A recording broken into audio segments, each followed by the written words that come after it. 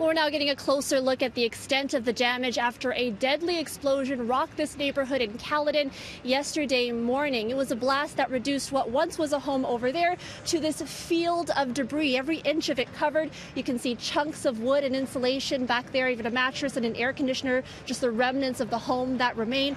It was a blast that even catapulted a chunk of wood up into the trees up here, so you can see the sheer force of what happened here. Now, Joseph Westcott, the lone occupant of the home, was pronounced dead on scene, but tonight we're learning more about the 54-year-old electrician who friends simply called Joe. Nearby neighbors who did not want to appear on camera described Joe as a nice man, someone they'd grab beers with once in a while.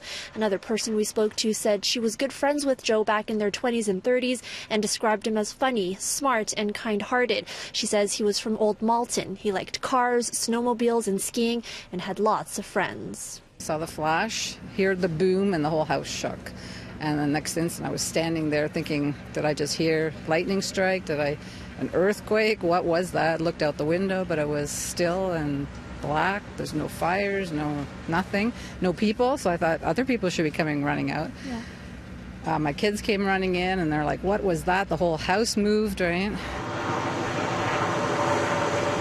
The explosion happened Sunday morning just after 6 o'clock. It's classified as a high-order explosion, meaning the blast pressure moved at over 1,000 meters per second, shattering objects in its path. This afternoon, nearby residents were still sweeping shards of glass from their front porches.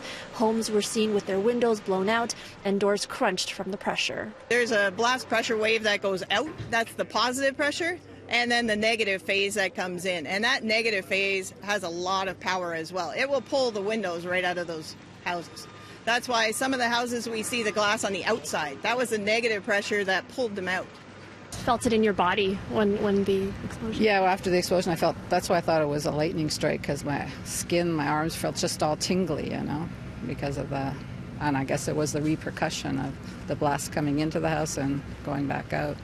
About 12 to 15 nearby homes suffered damage, with 30 to 35 residents displaced. Officials with the town of Caledon say they're doing everything they can to support those families, but it may be months before some of them are allowed to return home. And as you can imagine, yesterday was a very horrific day for them. Not only did they lose one of their neighbors, and our hearts and thoughts go out to the family members of the deceased individual. We're also having our thoughts for the residents of this street.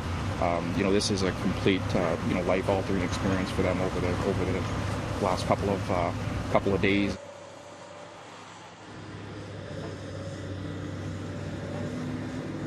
Now you can see this is very much still an active investigation. Fire officials now carefully digging through the debris and the rubble here, even using rakes to dig through the snow there to determine. It's all part of the investigation, and actually the Ontario Fire Marshal will be on scene here for at least the next 2 to 3 days.